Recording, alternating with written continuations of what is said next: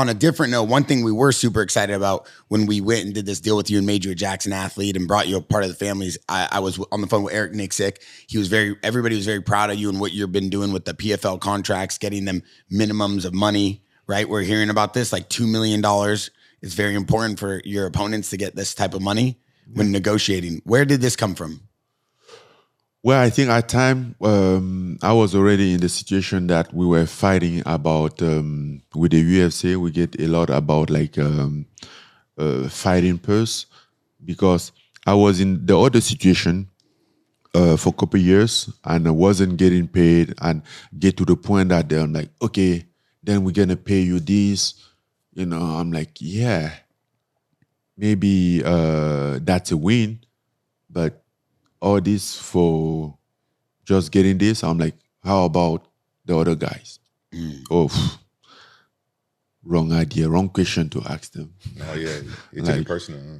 Yeah, like maybe we should get a little bit of a consideration. And then I talk about like the sponsor stuff, like we are having anything now. Our avenue has shut down. It could be sponsorship and this. We are not having everything. And now we even have to carry sponsor like the cryptocurrency platform that we have on the shirt and this. We can even put our own sponsor there, which is a huge source of revenue for athletes. Like maybe we should be allowed for staff. You know, oh no, that's not bad. And the reason why I raised that question up, because they make me lose like at least $1 million with the crypto deal. Yeah. When they signed that deal with crypto.com, yeah, I was in the middle of $1 million deal, which is a money that I never had before. Wow. And then we just saw this big announcement, and the other guys was just like, you know, we accepted to do it knowing that we wouldn't be seen in the octagon when he's fighting, but now he's going to be wearing our competitor. You know, here, you have to understand, we cannot do this, bro. And I was pissed. Yeah, because we heard that crypto company was going to pay you, 7 figures, and then UFC went and signed a deal with crypto.com and you lost the whole deal. So yeah, I could imagine. That's what happened. Yeah. So, and I never get that amount of money, even fighting. So I just lost that money like that. And it's not like my bank account was full of money at the time. Yeah. So that was something, it was very difficult to digest. Yeah, and I think a lot of fighters, including me, gained a lot more respect for you when you stood up for other fighters with the pay and stuff like that. Well, he was just for me. I just know that I was in all the other fighters' shoes, and I'm like, okay, how about a permanent solution for this matter? Because yes, might not be me tomorrow, but will be my friend, my teammate, who like, what do you think about it? Yeah. You know, and I think that was the reason. Because otherwise, he wouldn't be, if I haven't been there, it wasn't something that I will immediately think about it. You know, I'm like, oh, what do I have? And they give you this amount and this, and maybe put some car on top, and I'm like, oh, cool, excited, go out there, you know, ride the car, like, oh, I'm the guy. Yeah. See, at the end of the day, it makes sense. At the end of the day, like the fans don't understand that our first fight is with the promoter. That's the first fight. That's crazy. And me, over the years, as I gotten older and mature, I used to take it personal. And with Dana White, I don't think that we should take it personal because it's just business. It's business. It's business. Yeah. It's business, bro. Yeah. Like the thing is that like they fool you, they rob you in the right way, so you don't understand that is the business. You don't fight for your best interests, you know, which you should, and they are fighting for their best interests. They are doing good for their business, and you are not just doing good for your business, because they bring you in this mentality, and everything that they would throw at you, any crop, they will be like, oh, because we love you, you know, it's special for you, like those kind of things, you know. it could be even a gift sometime. But they're setting you up for the future. It's an investment that will have like 5x, 10x return. You know, but Makes you don't sense, know. right? You feel like you want to belong in something. You feel like you belong. You're being liked.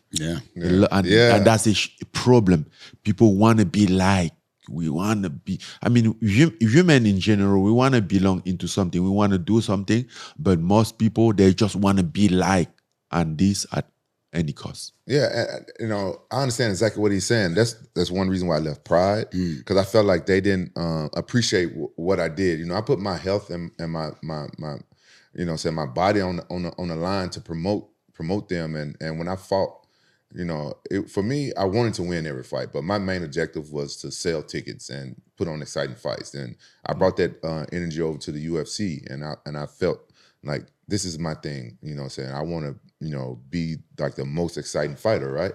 And I just feel like they didn't appreciate that. You know what I'm saying? And if I was a promoter and I made the type of money that the UFC made, and I got a guy like Francis Ngannou, I'm saying your name correctly, right? Just to clear up. Ngannou. Doesn't matter. No, we had, you know, that's okay. And we'll okay, I'm going back to my point. He said doesn't matter. I'm saying it right though, right? Okay, we're gonna go on. Why are you saying it in a funny way? Why are you being funny? I thought that's how you say your name. Hey, all these years, that's how I thought you pronounce it. Ngannou. Oh, I'm not even saying it right. Ngannou. Oh, my bad. Like that with deep voice. Ngannou. Okay. Better. So if I had Don't be funny. No. Don't be funny at this all table. These years, I got you. Don't worry, Francis. Hey, all these years I thought I was saying it because you know my ancestors. Man, you ain't so Nigerian. funny with Francis here at the table. Yeah, but the problem is that they have taken your identity. So even your tongue, you don't have it. Yeah, I know, bro. Trust me. That's the thing. So I don't blame you. Yeah. Well, he has it when you're not here. But today he don't want to be so funny. He don't want to be so funny today. No. He's right. He's right. It's stuff that is us African Americans. I hate saying that word. There's stuff that we don't talk about. But let me finish my point. Go on, please continue. If I had a fighter like him, knocking people out, very exciting, and he had a sponsor deal that conflicted with my sponsor deal, knowing the UFC is going to make more than $1 million off crypto.com. If I was the promoter, I'd been like, all right, let's do this contract. 100%. Let me give you $1 million signing bonus, what you was going to lose. Protect your assets. Just a signing bonus. Yeah, because this guy's going to sell it's the more face tickets. of the organization. Yeah. It's the face of the But that's the way I would think about business, personally. Yeah, but you also have to understand, like, at some point, the promotion becomes so big, and the mentality is to always show who make the rules. Yeah. Sometimes you might be right, and people tell me this before, like, you might be right and they know you're right, but they won't take it when it's coming from you. It has to be coming from them. Yeah. So when you raise those things, to say for them to agree with you, even if they think it's the right thing, it's not good. So I think that's the USA mentality.